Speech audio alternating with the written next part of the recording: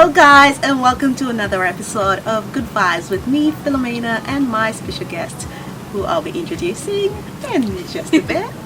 Be informed, be inspired, be entertained, be encouraged here on Good Vibes on today's episode. And here is my beautiful guest, Sonali.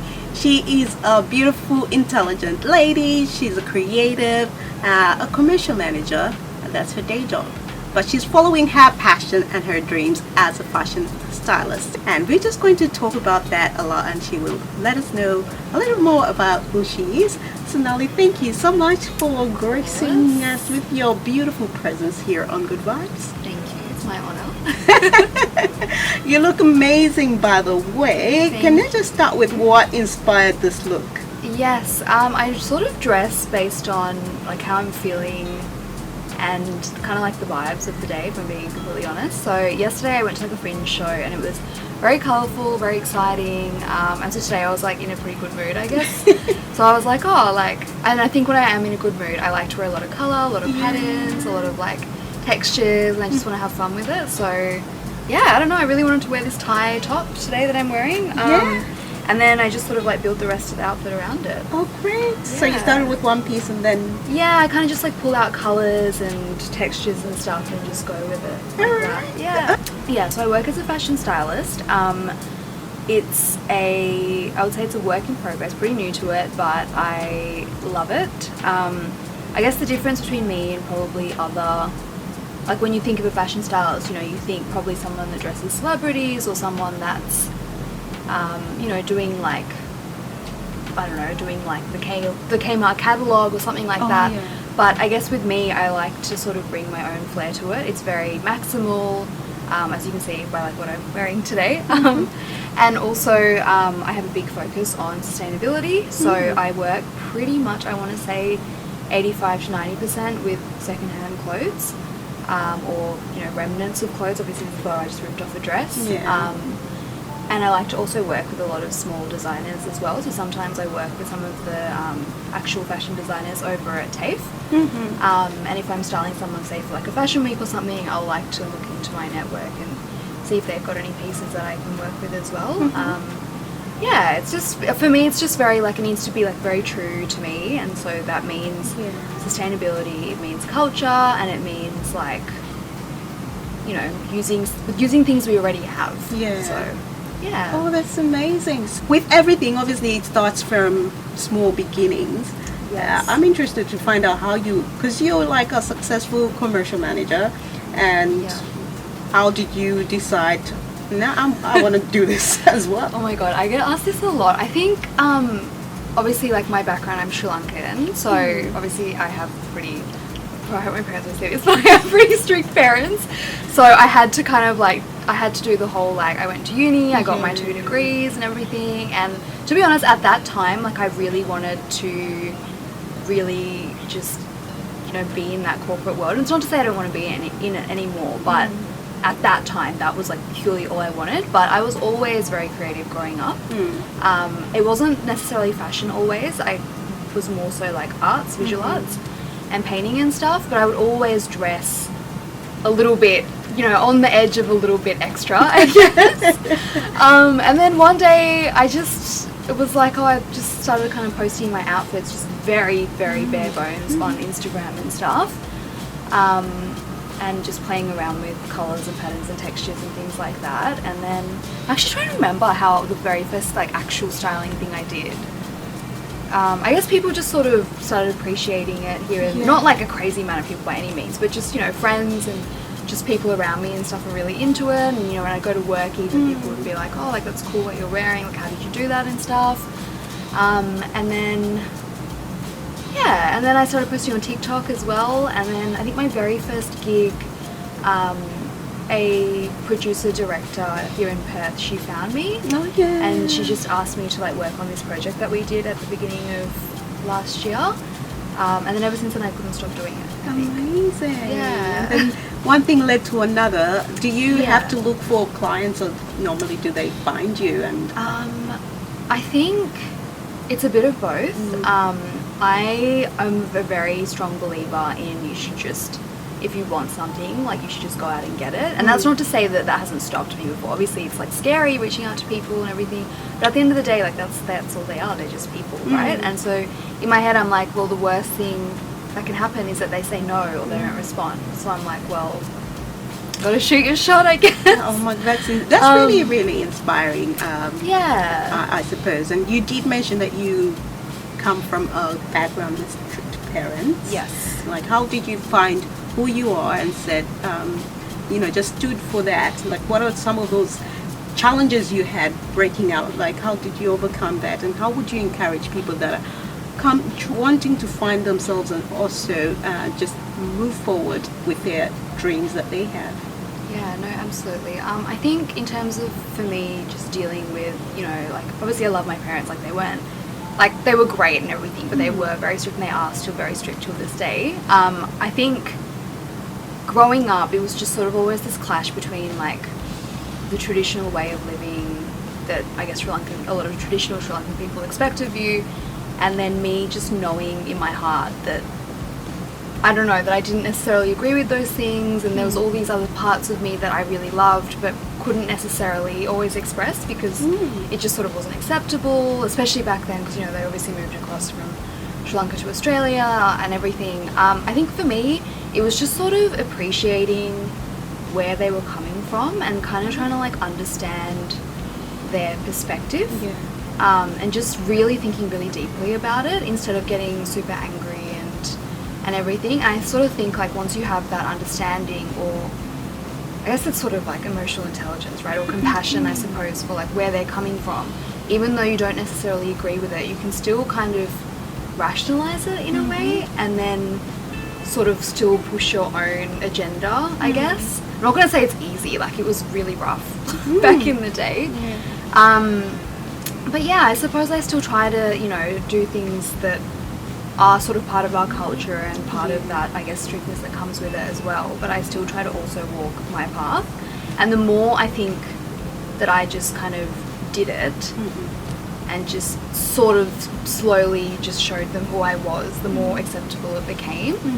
I want to say, though, that I obviously grew up here, and when I was very young, I left. Like, I went over east to do uni and stuff.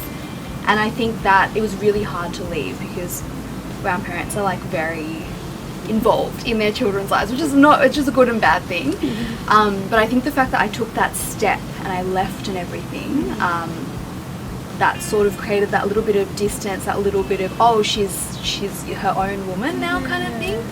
And that sort of distance and time away helped as well, I would say.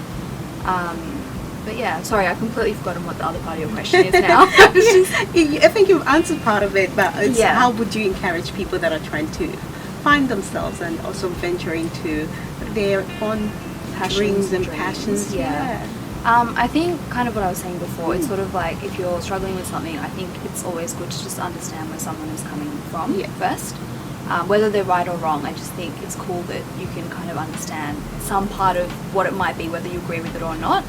And then as for following your dreams, I want to say there's, like, an actual, like, a thing that I could say that sounds cool, but it's really just doing it, to be honest. Like, at whatever cost, really. Like, whether it's someone doesn't agree with you or, like, it's really hard to do it. You just kind of got to do it. Like, you start from somewhere. You just got to do it.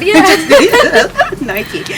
Yeah, right? Oh my god, yeah, I just quoted the Nike song at that time. That's so funny. I like that you say, acknowledge where you are, where you're coming from. That's important. Yeah. And I think a lot of people miss that. They kind of, like, just maybe try to eliminate that completely, because that's part of their life completely. I think you they mean can like build their background and where they're from try to and just stuff? block it off, or past experiences, and just sort of like maybe try to not have anything to do with it. But you had to acknowledge that this is my family. No, I think it's so important. Like, where you're from, your culture, all of that stuff. All of that. Like, even just traumas and stuff that you went through are, like, this is going to sound terrible, but they can serve as, like, inspiration and stuff. I think this is going to sound really crazy, but I think even like some of the layerings and stuff that I do sometimes comes from the fact that growing up, like my parents were so strict, like I couldn't, you know, wear short things or like couldn't have like my shoulders on show, stuff like that. And so the way around it would be I would just like layer clothes and stuff. And obviously now I still do that, but it's to like kind of a lesser extent. And like obviously I a little more fashionably. Yeah, wear like things now. Obviously I'm like an adult, so it's whatever. But yeah, like even just stuff like that, I think probably, you know, thinking very deeply about it's really where part of it comes from. But yeah, I just think it's really important to just be who you are. Yeah, but they do say the future hangs on the past, so you can't just eliminate it and think you can. No, I don't think so. Sometimes, some things I wish eliminate, but but with that, I think it's you are more. Like for you, you're a go-getter, and you do not have the victim mentality where you point at situations and think, oh, because of this, I can't be this. Because not this. at all. I don't think. Yeah. I mean, sometimes it obviously frustrates me, like things like, you know, being like just totally upfront with you. Things like nepotism, like, you know, sometimes like, especially in styling. Actually, I think we have to talk about it in styling. What's something I've noticed is that, unfortunately, a lot of the people that are able to really, really make it, they sort of have this like buffer or whatever that allows them to do a lot of volunteering work, a lot of free work, and they come from like positions of privilege. And so it means, unfortunately, that a lot of people who are equally, if not more talented, who are, you know, brown, black, persons of colour, it's a lot harder for them. I mean, we can't just not, a lot of us, right, we can't just not work. Like, we're not from generational wealth. Like, a lot of us do not have that privilege, so we sort of have to balance the two. And unfortunately, the way that the industry is, from what I've noticed, just personal experience, sometimes that can be a hindrance, unfortunately. Like the fact that you have this other job, it's sort of, there's sometimes a bit like, you know, well, you're not free and stuff, and it's like, well, yeah, I'm not free because I have to support myself. Like, I have a mortgage. Sure. Now that you've touched on that as well, obviously you tackling two jobs is a lot. How do you find the time and the self-care with these two different jobs that you have, and how do you organize yourself? Oh God. I'm terrible. No, I'm so bad. I'm so bad. I think at this point, like, I had to buy a planner. I bought, my sister, she works for this store and she gets like half price, so she bought me a planner, and I write in that every day now. And I never, like, I'm always someone that just like has it all in my brain, and I'm like, oh, I have to be here at this time, I'm going to do this, blah blah. But it just got to the stage where I was like, I need to like write it down. And so my new thing is I've been like writing lists and like putting in, like today for example, I was like, I have to be here at this time. But in terms of how I manage it, I do think the fact that I'm in Perth helps a lot. Obviously I have my family who live pretty close to me, so whenever, you know, things go absolutely crazy, they're sort of, knowing that they're there helps a lot. Like, sometimes my sister, she'll come like cook for me and things like that, because sometimes I find it really hard to like find the time to like eat stuff. But in terms of just organizing it, I have to say my corporate job is pretty flexible, and they are aware of the fact that I do all this stuff outside of work, so they allow me to take unpaid leave and things like that when I have like a styling gig or, you know, like content or something like that I'm doing. So that's obviously amazing. And I think I'm really bad at asking for help. Like, I don't like to bother people or like ask them for favors and stuff. But I am getting better with that, and especially with my sister, like, I think because we're so close, I can just ask her, which is nice, and she does help a lot as well, especially in those like really crazy periods. I love that you have actually brought up the asking for help, so and you bad talked, at it. asking for help, and then you mentioned with organization that your family you don't live far, so you do have a little bit of support.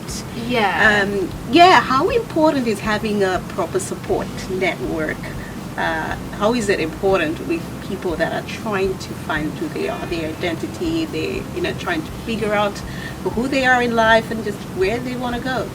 I think it's so important. I think support can be, it sort of comes in different ways, right? So obviously, like for me, my family helps when I guess things become crazy. That sort of, they're like, I guess because they're your family, right? It's like they'll always be there for you. So in my head, they're like very reliable, like especially my sister. Like I know they'll help me kind of thing, so I don't feel so awkward or whatever about asking for help. But then I feel like the other type of support is sort of finding your people. And that's something I've always struggled with. Like I've always sort of felt, this is like very deep, but I feel like I have always struggled a little bit with just sort of finding people that I can like get along with on a more deeper level than just sort of surface level interaction, because I feel like in my corporate job and even in the styling job sometimes like I am very good at that surface level interaction, and I'm not saying it's a bad thing, but I'm just saying it just sometimes means that you have a lot of people around you but not necessarily like I know what you mean. Do you know what I mean? Yes, like people that are like mean. just so deeply like connected to you and you've stuff. got the you've got the skills to get the job done, to interact and have your work completed and stuff. Yes, and you're likable. Well, I like to think I'm likable. But at the end of the day, you're saying there is that deep-seated human need for deeper connections. And sort of like people that are kind of understand you, I think a little bit more, flaws and all. And I think that's been something that's been really hard, especially like when I moved back to Perth. I came back and I was like, oh my god, like I'm like a weirdo here. Like, like I dress like this, like there's no one like that, all that. But I have found a lot of people. Like I really put a lot of effort in to kind of try and meet people and stuff like that. So it's getting better. I've kind of found that, in my community, I've sort of found more people around me. You are creating a community. That are like creative. You are intentional about. Absolutely. And that's been really good, because that's, even if they're not necessarily like exactly there supporting or helping or whatever, I feel supported because I know that there are people that are like kind of on the same wavelength, and that's really nice to know. So you talked about how sometimes there's like it's a little bit hard, like coming from where you're coming from. You said you're not coming from money, like then you've got these other people that find it easier because of their backgrounds, because of where they come from. What other challenges would you say you're experiencing in your field, and what would you like to see better?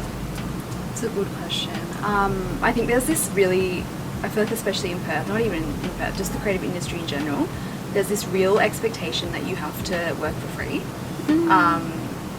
And the moment that you're sort of like, no, or work for free, and also this kind of view that you need to be like very humble, which is like, I'm not saying that I'm not humble, but I think it's important, like if you know you're good at something and you bring like a cool perspective, I mean, time is money. Like I just think like your time and your insights are valuable, and it should not be free.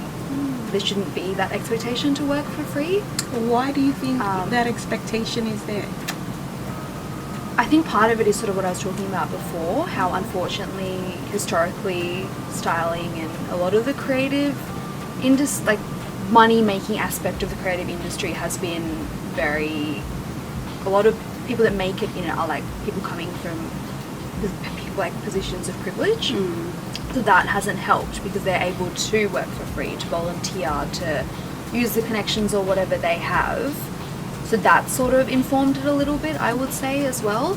That, and then also I just think there's this sort of view, unfortunately, that, I don't know, like creative work isn't valued as much.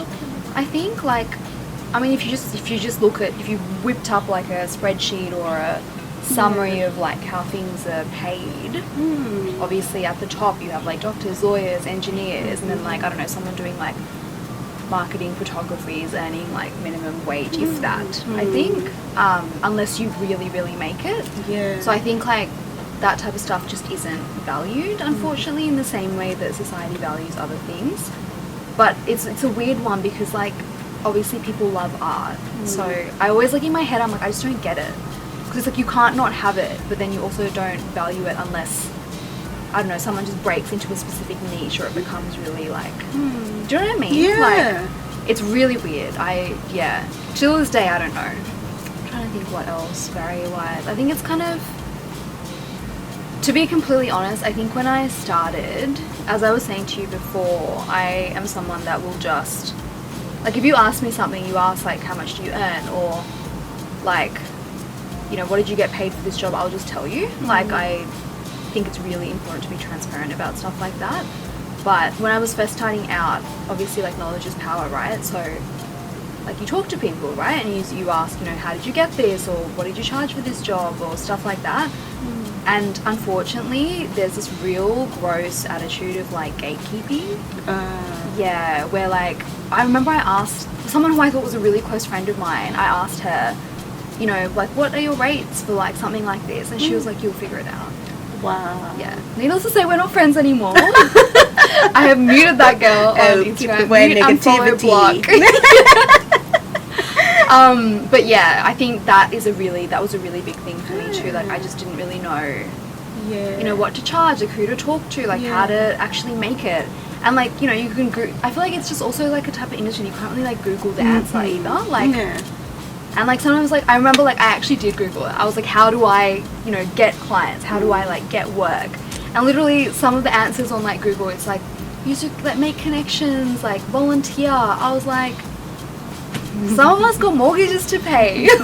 Like, yeah. So I think that's probably I guess the other thing that's been hard for me is like, because my style is so like out there, I think that's been quite difficult, because I think it's very like sort of niche, right? Like to get, I guess, like more commercial work or something like that, it has to be like a client that's also a bit more out there, or a campaign that's like more out there and stuff. And there's obviously, when you think about what you see day to day, it's most of it is not this. Okay, talking about your style being out there, just how important for you is it maintaining your own identity in such a field where you say is not even an easy field, but you do want to maintain your identity and your authenticity? I think it's really important. Like if it's like a project or whatever that I don't think allows me to kind of be myself, I just don't really do it, if I'm being honest. So sometimes I find it hard because it's like, it could be like a part of me, but it's not like a full free range kind of thing sometimes, because like when you style people, often there's like a brief or whatever and you're styling to that. And I can do that, but sometimes it just feels a little bit restricted, I guess. But yeah. But I just try to like make sure that it's still, you know, me, and I'm just happy with it and things like that, I guess.